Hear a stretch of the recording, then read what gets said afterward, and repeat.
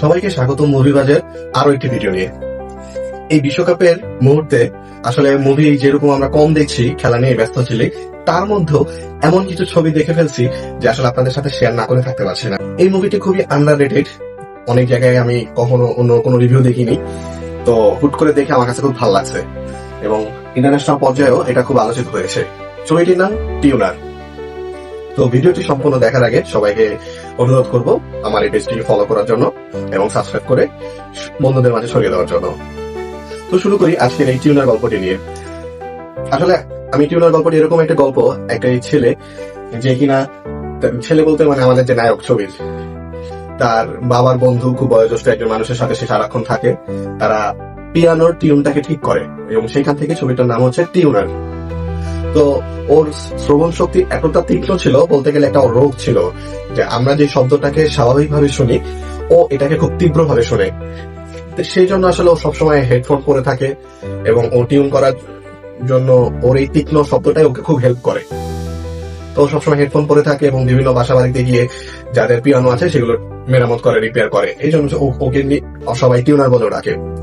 কিন্তু একটা সময় দেখা যায় ওর এই যে রোগটা, যে ও স্বাভাবিক শব্দটাকে এত জোরে শোনে, তো ওর ভেতর অন্য একটা স্কিল ডেভেলপ হয়। যেমন ও ছোট ছোট লকটা খুলে ফেলতে পারে, ওর কানে খুব সুন্দরভাবে বাজে যে আসলে এই তালাটা খোলার সময় কোন আওয়াজটা হলে লকটা খুলে যায়। এরকম একবার ওর বাবার বন্ধু ওর একটা লকারের চাবি হারায় ফেলে, ও এটা ট্রাই করতে করতে একটা সময় খুলে ফেলে এবং এটা হওয়ার পরে ওর এর মধ্যে আগ্রহ জন্মায়। বিভিন্ন ইউটিউবে ভিডিও দেখে, বিভিন্ন টিউটোরিয়াল দেখে যে আসলে কিভাবে করলে কোন লকার কিভাবে খোলে। তো এরকম একটা পর্যায়ে দেখা যায় একটা বাড়িতেও কাজ করতে গেল, কাজ করতে গিয়ে রাতের বেলা দেখলো যে একদল ওই বাসাতে ডাকাতের মতো যে একটা লকার খুলতে চেষ্টা করতেছিল খুব আওয়াজ করে। যেহেতু ওর আওয়াজটা খুব কানে লাগে, ও কাজ করতে পারতেছিল না। তো ও ডাকাতদেরকে বলে যে ভাই আপনারা একটু আস্তে কাজ করেন, আস্তে, মানে ওরা ওই যে রড কাটে বা লোহা কাটে যে গ্রিল, ওভাবে মেশিন কাটতে চেষ্টা করতেছিল। তো ও যখন বলে যে ভাই একটু আস্তে কাজ করেন, তখন বলে তুমি পারলে খুলে দাও। তো নিজে দেখে চিন্তা করলো যে আসলে আমার পিয়ানো ঠিক করা একটা বেশি গুরুত্বপূর্ণ, ঠিক আছে আমাদেরকে একটু হেল্প করে। ও বললো এত কিছু লাগবে না, যে চলেন আমি আপনাকে দেখে হেল্প করি লকারটা খোলার জন্য। তো ওই গুন্ডা তারপরও কি করলো, যে ভিলেনদের কাছে গিয়ে বললো যে আমি আপনাদেরকে হেল্প করি। তো খুব সুন্দর করে 1 থেকে 2 মিনিটের মধ্যেই ও আপনার লকারটা খুলে ফেললো এবং লকারের ভেতরে যা জিনিস ছিল সব ভিলেনদেরকে দিয়ে দিল।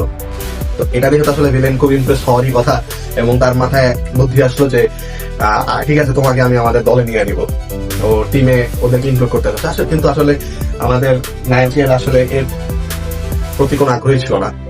কিন্তু আসলে যে বলে না যে পুরো পৃথিবীর বাস্তবতা বা কিসমতের কি লেখা আছে সেটা আসলে বলা যায় না। তো হঠাৎ করে ওর বাবার বন্ধু বা যার সাথেও থাকে খুব অসুস্থ হয়ে পড়ে, ওর মেডিকেল বিল বা হসপিটালে ভর্তি করা লাগে। এর মধ্যে ওই ভিলেন ওকে কার্ড দিয়ে গেছিল যে তোমার যদি প্রয়োজন হয় তুমি আমার সাথে যোগাযোগ করতে পারো, আমার দরজা তোমার জন্য সবসময় খোলা আছে।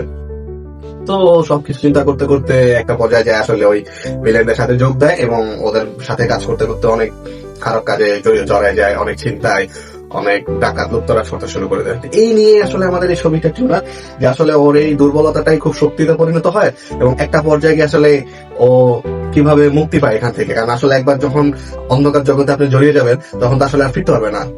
তো এই ঘটনাটাই আসলে আমাকে খুব এনজয় করেছি আমি ছবি দেখার সময় এবং আমি আপনাদের সাথে সবার সাথে শেয়ার করতে চাচ্ছিলাম যে আপনারা এই বিশ্বকাপের এই সিজনেও যদি সময় পান, ওয়ান টাইম ওয়াচের করতে গেলে আপনারা এই ছবিটা হুট করে একটা সময় যে কোনো উইকেন্ডে দেখে ফেলতে পারেন। আশা করি খুব ভালো লাগবে এবং এই পর্যন্তই আজকের ভিডিও। সবাই আশা করছি মুভিদের সাথেই থাকবেন এবং সাবস্ক্রাইব করে ফেলবেন।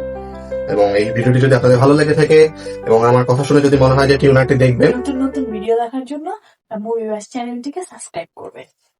আমার সাবস্ক্রাইব করে আমার পাশে থাকবে। সুন্দর করে বল, কি বলতে তোমার সামনে ভিডিও করা কি পেন বাবা রে বাবা।